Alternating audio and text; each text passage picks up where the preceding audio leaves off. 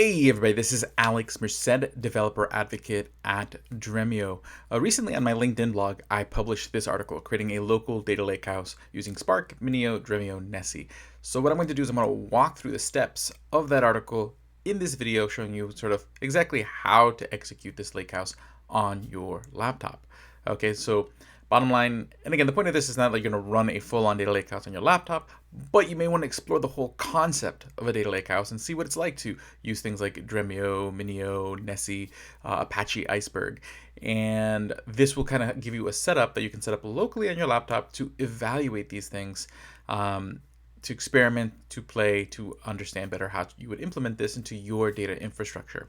But with that, what I have is I have Visual Studio Code open, okay, and I do have Docker installed. So if you don't have Docker installed, you will need Docker. I think everything other than Visual Studio Code and Docker, you should be good to go. Okay, but basically what I've done is I've opened up an empty folder here in Visual Studio Code.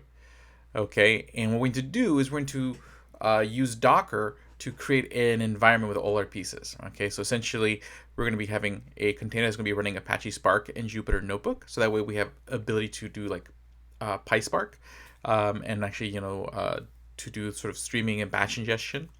We are going to have a Nessie catalog running in a different container, and that'll be our catalog that tracks all of our Apache Iceberg data sets that we can then connect to Spark or Dremio. So basically I can ingest data from Spark and then immediately read that from Dremio without really not much of a hiccup at all. Okay, and Dremio will be our query engine. Okay, and basically it allows us to query our data, accelerate queries on those data sets, and do a lot of really cool, fun stuff. Okay, so those are going to be our tools. Again, you can read the article and follow these links to learn more about any of these specific things, but let's just show you the setup. Okay, so essentially what we're going to do is we're going to use Docker Compose. So Docker Compose allows you to create a file called Docker Compose.yaml.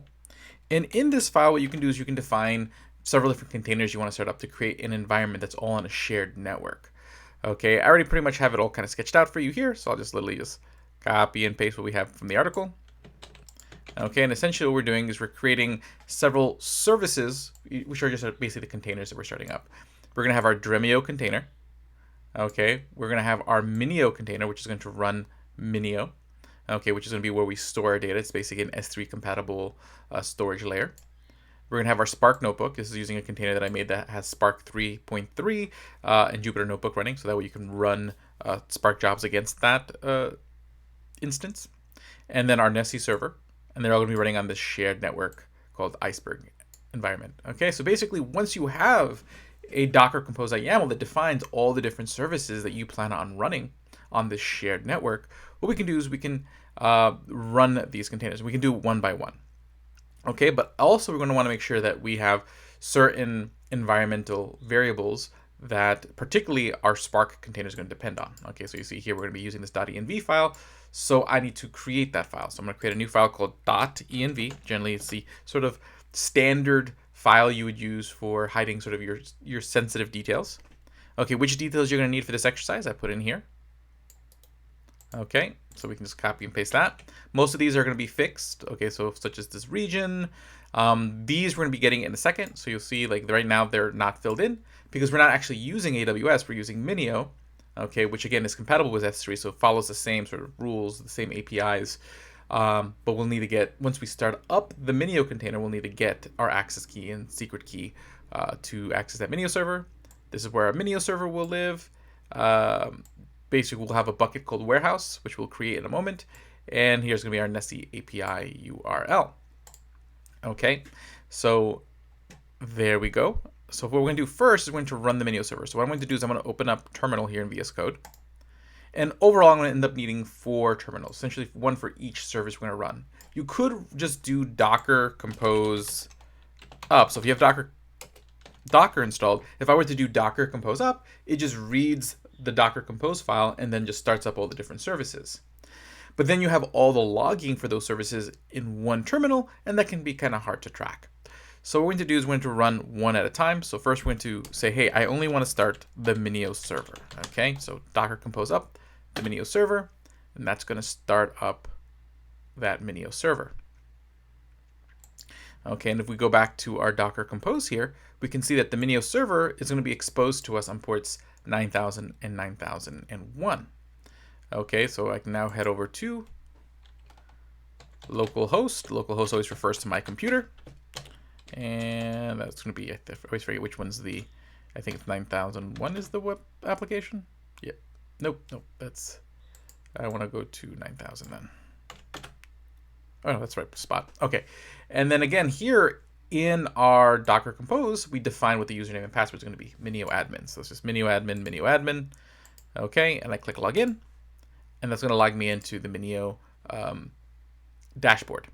So there's two things I want to do here. One, I want to create that warehouse bucket. So I'm going to go in here and just create a bucket. We'll just call it warehouse, so that way it follows that environmental variable we created. So I create that bucket. That bucket now exists. And then we're going to want to grab an access key. So I'm going to click here, say create access key. And I'm just going to copy these credentials over to that .env file. Okay, over to that .env file. Okay, and then I'm going to copy over the secret access key. Okay. Awesome. Okay, and that doesn't look like I copied that over right. So let me just try that again. Control C. And put that there. Control V. There we go. Okay, cool. So those two are there. And then I'm going to just make sure it's created. So click create. And I don't need to really download it. I'm good. Okay, I have that access key saved. Okay, so that's all fine and good. Okay, so we're kind of done with MinIO. I'll leave that tab open. Okay, so let's head back to the blog. So now that I have that filled out, I'm good to kind of open up the rest. So first thing I'm going to do is I'm going to open up a new terminal. So I'm going to click here, this little plus button, which will open up another terminal. So see, now I have two terminals open. In this one, we're going to start up Nessie. So Docker compose up Nessie, and that's going to start off the Nessie service. Nessie by default, because we just use kind of pretty much the default settings, as you see here in the Docker compose. Okay, nothing too fancy there. So basically, it's going to be using memory. It's basically the default stores memory. You can configure kind of any backend like a RocksDB or a MongoDB that kind of store all the metadata that Nessie tracks. But we're just using the memory store just because we're just kind of using sort of this lightweight evaluation type environment. So it's basically saving all that data in the memory of the container. And then two, basically the default authentication is none. So there's no authentication available. You do have two other options with Nessie, which is token-based authentication, which is what Dremio uses with Dremio Arctic. And then there's also AWS credential authentication, which you can configure if you were to set up your own Nessie server. So you have lots of options. It's a very flexible tool. Okay, now basically that's good to go. That's running. Okay, nothing we need to really do there. So now I'm going to hit plus to open up another window, another terminal. And now we're going to start up the Spark notebook. Okay, so I'm going to hit Docker compose up Spark notebook. Okay, awesome. Okay, so that's starting up the Spark notebook container. Now when that's done, it's going to give us some output that we're going to want to grab. So you see here, there's this output right here that tells us where it's running. The reason we need this is because there's a token in the URL that we're going to need to get access to it. So I'm just going to literally just copy that over. And then I'm going to open up another tab here in my Chrome browser. And here I go. Okay, so see here, I have Spark running. Okay, I mean, I have Jupyter Notebook running, and then I can run Spark jobs against it because Spark is running in this container. So it's all good. Okay, cool. Now, last thing I want to do is spin up Dremio. So I'll open up one more terminal. Docker compose up Dremio. And I'm going to let that start up. That'll take a bit. So we can just continue on while it does that. So first thing we want to do is we want to ingest data into our table. So we want to actually create an Apache Iceberg table and whatnot. Okay, so Dremio is running. Okay, so here I already have the script, so you can kind of test it. Again, you can always kind of do other stuff, but we'll copy this code over and we'll walk through it. So what I'm going to do here is in my notebook, I'm going to create a new notebook by clicking on new over here. Okay, create a new Python 3 notebook. Okay, that's going to open up a new notebook. Okay, and there it is. And then I can just, copy the code from the blog. Okay, give that a second to kind of figure itself out. So basically what I'm doing here is I'm grabbing all those environmental variables that we defined in our .env file, because they should be available to this container. How do we know that? It's because we said that this particular container is going to use that environmental file to define environmental variables. Okay. And actually, we really don't need these prints. I just left those there.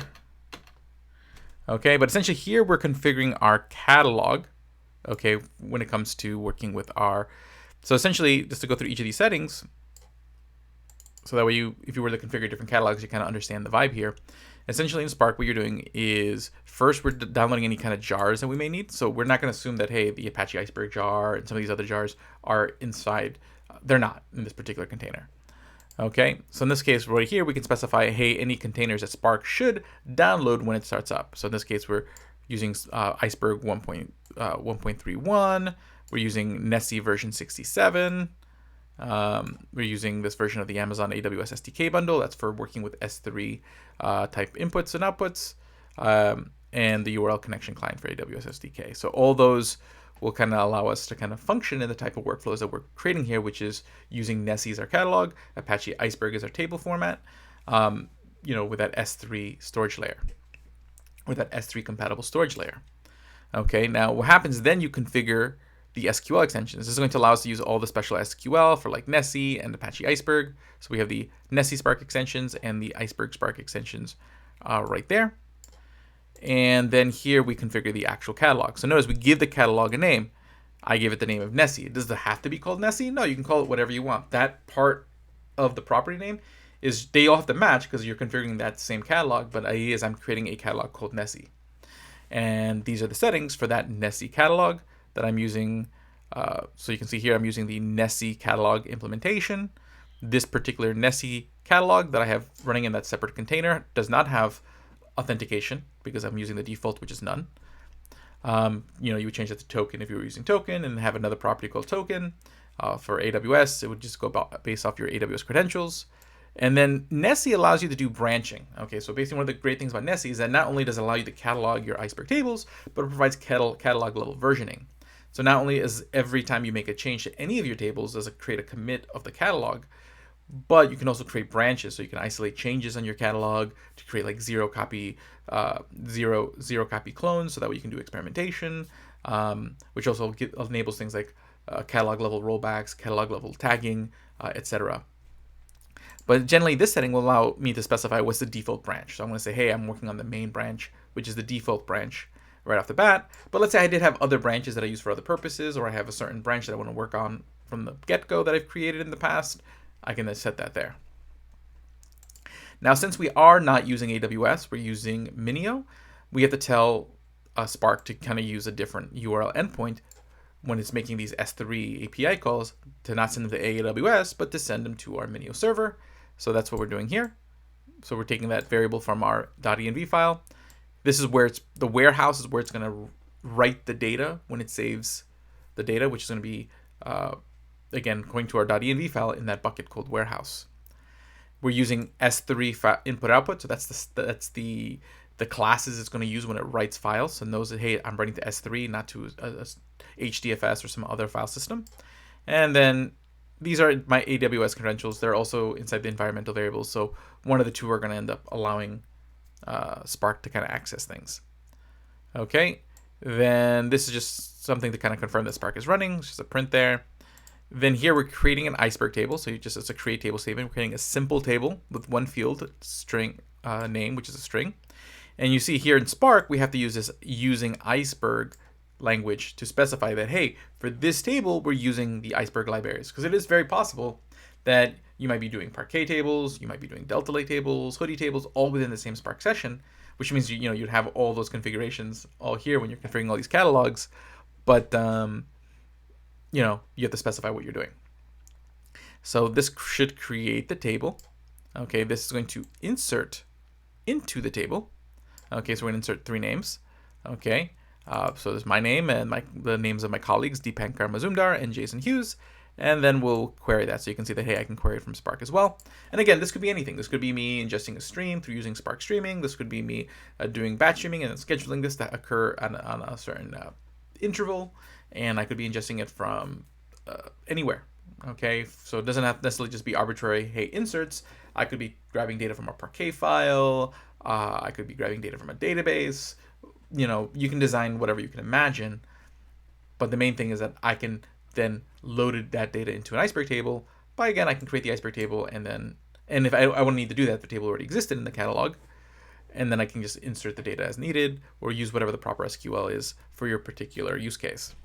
So I'm going to just put my cursor all the way here at the top and hit run. And this is going to start running the Spark job. So first thing you're going to do is it's going to start downloading all the libraries. So this will take a second. Okay, it didn't look like it started running, so let's try that again. Oh, there it goes. Okay, so right now it's downloading all the libraries and configuring the Spark session, making all those catalog configurations and getting all that stuff. Okay, it can seem a little overwhelming when you see all this logging output, but if you read through it, really it's just downloading the libraries and then starting the Spark session based on our configurations right here. And then it's just following our instructions that we've laid out for it.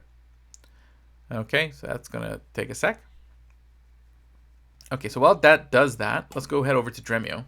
So that's going to be on localhost, should be 9047, I think. Yeah. Okay, so when you start that Dremio container, okay, what's going to happen is going to ask you for your name. So you just give it a name and a username. And oops, not 100%, it doesn't really matter. And then alex.merced@dremio.com. And then we'll just put in a password. I'll just literally put password for now. Okay. Oh, wants a longer password. Okay, so we'll just do password 1. Password 1. Okay. So here we are on the Dremio dashboard. Okay, so when you're on the Dremio dashboard, essentially what happens is you have sources. So these are your actual, like, hey, where does the data exist?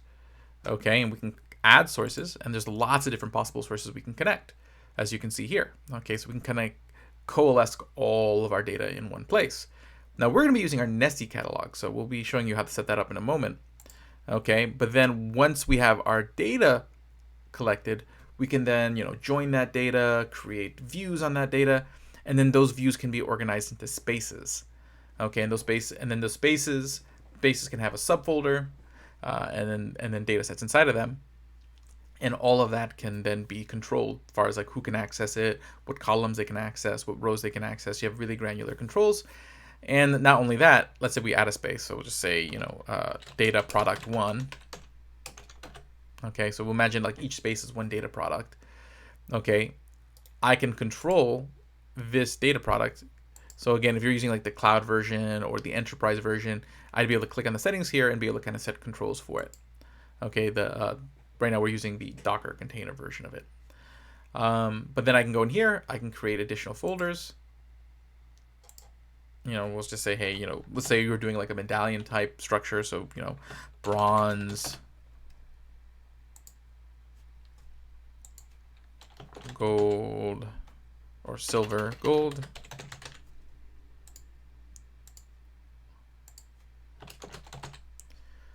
Silver, gold. Okay, and the cool thing is, if I click on this, okay, you see like there's this little panel up here that I can pull out, and there's a wiki attached to that folder. Okay, there's also a wiki in the space. So if I go here to the space, there's a wiki at the space level too, and that can be edited using Markdown so that we have documentation for your data sets. Okay, so you have a lot of flexibility on, like, again, how you organize your data sets. So let's go back and check it on Spark, see if Spark is done. Okay, so it ran all that. Okay, and there's the jobs, and it successfully created the table. We can see because we were able to successfully query the table. So if that is the case, then I should be able to head over to MinIO, go back to our object browser. If I go inside warehouse, I should find the data, and there it is. Okay, so we see there's a folder for our new table. And generally when you see an Iceberg table, you're going to see that inside that folder for that table, there's 2 folders, a data folder where the actual Parquet data files are saved, and a metadata folder where all the metadata files are saved. So you see here, like, here's the metadata.json, and notice there's 2 of them. Okay, one of them is going to represent the creation of the table, and the second one's going to represent the transaction when we inserted data into the table. Anytime you change the table, whether you're changing like the table schema, you're adding data, deleting data, creating a table, you're going to create one of these metadata.json files. And generally that's what the catalog tracks. The catalog says, hey, which one is the newest one? So then an engine like Dremio can then go over to Nessie and say, hey, what is the newest metadata.json for this particular table? And then that from there, it can kind of figure out and construct the table. Okay, and if I go back over here to warehouse table, and then data here, we have the Parquet files with the actual data. Okay, I didn't partition it, didn't kind of put any kind of partition rules. So generally, it's basically treating each record as a partition in this particular right. So I have 3 Parquet files, each with 1 record. Okay, partition your data. Good practices. Okay, but yes. So we know that the data is there. Wonderful. So now all we have to do is we just have to connect Dremio to Nessie. Okay, so what I'm going to do is I'm going to put Dremio here on the side. I'm going to go put the blog post on the side. Okay, there we go. And we can probably give Dremio a little bit more space here. Okay, and let's kind of head over so we can see that we've done all that. Now we're setting up Nessie. So I'm going to click on Add Source here in Dremio. Okay, and I am going to first put the name and give this source a name. So I'll just call it Nessie. Then we're going to put the Nessie endpoint URL. Okay, which is going to just be http:/Nessie. Now, why is it Nessie?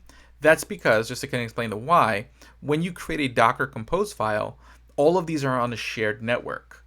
And when they're communicating with each other, they all basically can use the name of that service as kind of like their domain name. Okay, so since this is called Nessie, and I also reinforce it by giving it a container name of Nessie, I'm able to do like HTTP Nessie, and any of the other containers should be able to actually like communicate with that specific container from that. Okay, so it's just that's just an aspect of how Docker works. Okay, so back to Dremio, HTTP Nessie. Okay, that's going to be on port 19120. Okay, /API/v2. Okay, and now keep in mind, notice this is different than what I did in Spark. Okay, because right now the Nessie Spark library still uses the v1 version of Nessie's API, while Dremio's Nessie connector uses the new v2 version of the API. They do functionally the same thing, just slightly different endpoints. So just make sure that you're using the right suffix here when you're setting it up in Dremio. It's going to want the v2 endpoint. Again, then you choose the authentication, none. Okay, so that gives you the information needed for connecting to Nessie. Okay, but Nessie only stores the reference to the metadata. Now, the thing is that Dremio is going to also need access to where the data is stored. Okay, so generally, this first panel gives us access to the catalog, and then we also have to provide Dremio how to access the data where it is stored once it gets that reference from Nessie. So we're theoretically using MinIO, which is again AWS compliant, S3 compliant storage layer. So essentially here we're just putting in our information from MinIO. So I'll just go back to that .env file and grab my access key. Okay, I'm gonna grab that access key. I'm gonna go grab that secret key. Okay, and generally, I wouldn't expose these things, but again, it's not a real AWS access key. This is just, a Docker container running on my computer that will be destroyed after I'm done recording this video. Okay, then the AWS root path. Okay, so we can just say, okay, I'm gonna just say my warehouse bucket will be where I want to display. Okay, that's where I want the kind of things to kind of work out of. Again, this is if you use the access key. I could also assign an IAM role that has the right authority. That's if you're using AWS. For MinIO, this should work just fine. Now, here's the thing. Dremio is not going to know automatically that, oh, you're using MinIO. We should go make an API call somewhere else. You have to tell it that in the same way we had to tell Spark. So the way we do that in Dremio is we're going to use this add property feature here, and we have to add a few properties. Okay. The first one is FS, or file system, S3A. So we're talking about S3 API, the path, style, access. Okay, so it's just basically saying what kind of access style to the for the S3 API, and we're just going to set that to true. Okay, so that's going to set it up into kind of the style that MinIO is going to need. Okay, but we also have to tell it where to send those API calls. So fs dot s3a dot endpoint. Okay, and then that's just going to be our MinIO URL. Okay, now you don't include the HTTP or HTTPS when you do this. So this would just be MinIO 9000. Okay, and again, why is it called MinIO? Because if I go back to my Docker Compose file, okay, we take a look at here, I could have used MinIO server, or I could have used the container name MinIO. Okay, so it has that name. Cool. And then I'm going to add property again. And then we have to do is basically set it into compatibility mode. This is a mode in Dremio that allows you to use S3 compatible storage layers. So dremio.s3.compat. That just tells Dremio to be in that compatibility mode. Okay, and now again, I'm doing this on Docker on my local machine. So these connections are not SSL encrypted. So in that case, I want to turn off the encrypted connection. And then that should be all I need to do. Okay, so now we've basically said, hey, here's how you access the catalog, which was pretty straightforward. And here's how you access the storage layer. Okay, wherever the data is stored that the catalog will point you to. And there's some advanced options for like caching and other stuff if you want to play around with that. But I hit save. Okay, and that's just going to take a second. It's going to go first connect, hit the catalog, make sure that it can access the catalog, and make sure it can access the storage, and make sure that everything is kind of A-okay and nothing's wrong with the settings we provided. Okay, and then eventually we'll be able to start querying our data. Okay, but you can see here, basically once this is like loading, we're gonna be able to see our tables that we created in Spark. Okay, and basic bottom line is the catalog becomes the arbiter of truth. Nessie becomes the arbiter of truth between Dremio and Spark. So as data gets ingested in Spark, it becomes immediately visible to Dremio. Okay. Okay, so I probably missed some steps. So you see I have this error here. Okay, and then one of the nice things about having like the Docker containers spinning up in multiple terminals is that now if I really want to get more details on this error, I can go head over to VS Code, open up the container, open up the terminal that I have Dremio running in to go inspect the logs to kind of see where that mistake happened. Okay, the press signature recalculated does not match the signature you provided. Okay, so it probably sounds like I copied over the keys wrong. So let me go recopy that over. So I'm gonna play with that. Okay, so let me head over to here, and I'll be right back. Yep, and that was exactly it. I was missing one character off my secret key.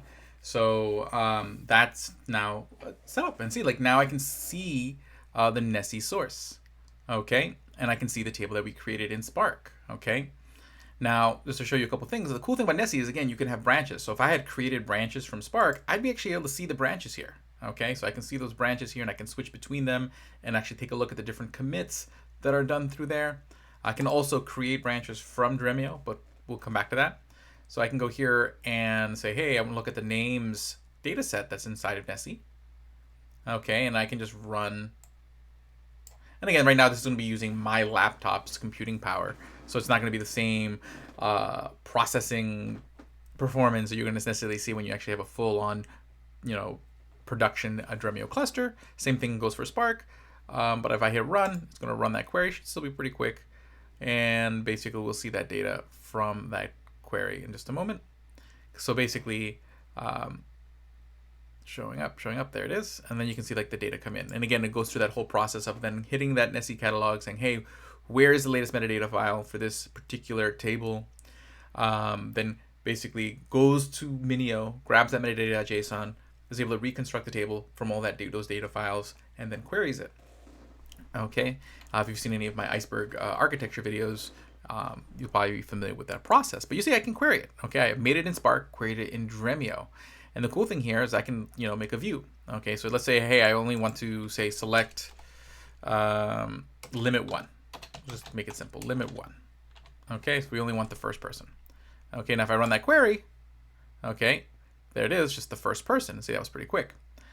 Now, what I can do is I can save that as a view. So I can click here, I could save it as a script if I just want to rerun the SQL later and I don't want this to be like a data set that people can access. But I can click Save View, and then I can save that logical view under a space. Okay, so we can say, hey, this is a gold data set as an example. Just Alex, we'll call it. Okay, and now what I can do is if I go back here and I click on data products, and under gold, see there's just Alex. And see now there's this curated view of the data. So this is how Dremio kind of enables that sort of no copy architecture, because I can connect all my data sets, join them, create alternate versions of them through SQL statements, save them as logical views, and basically from the user standpoint, when they log into their Dremio account, they can just see, okay, hey, there's this data product, this data product. They can see the data sets the way they need to see them, with the column names they need, with all that sort of last mile ETL work already done for them. Okay, and it just makes it a really easy way for the end user to interact with the data. So the data engineer would kind of, connect all the data sources, curate these spaces, and then the data consumer would then be given a data analyst, data scientist would just be given an account where they can log in. They'll see all the data organized, see all the documentation in the wiki, and just be able to access their data sets. Not just through here in the UI, but they can also access it through a REST API, so that way they can use it in PySpark. They can access it through ODBC, through Aeroflight, so that way they can bring it into like a notebook or a BI dashboard. And there's integrations with things like Power BI, Tableau right here in Dremio. So this makes it really, really easy for the end user to access the data. And again, we can use Spark for ingestion, and the Nessie catalog acts as sort of the glue to make sure that that data is discoverable across all of our tools that support that Nessie catalog. Okay. And again, I'll just show you like a quick create branch statement. Let's see here. Create branch. Okay. We'll call it ETL. Okay. And if I do that, and again, I'm doing it in the context of the Nessie. So if I hit, and I think actually I have to specify, I think it's in Nessie. So that way it knows that I'm doing it in that specific thing. If I hit run, may not remember the exact syntax off the top of my head. Yep, that worked. Okay, and see now if I click over here, I have two branches. Okay, and again, that branch is accessible in Spark and accessible in Dremio. It's not a thing that's created in Dremio, it's a thing that exists in the Nessie catalog. So now what I can do is I can actually go, say, hey, I'm working out of this branch now. So if I go here and I switch this over to main, to the ETL branch as my context, okay, I can then like create another table, create table names to name string name varchar. Okay, and here you don't have to using Iceberg. I can just create the table, and let me actually just insert some records. That's another cool thing you can do in Dremio. You can run multiple SQL statements at a time. So I can be like insert into names to insert into names to, and actually should be nessie.names to.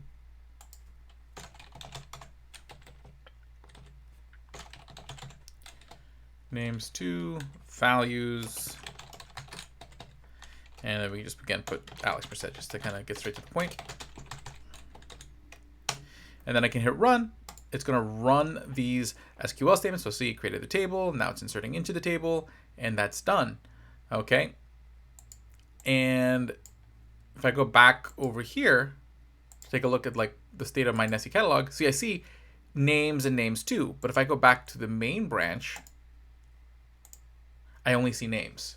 Okay, so you see like I isolated the existence of that table into that branch.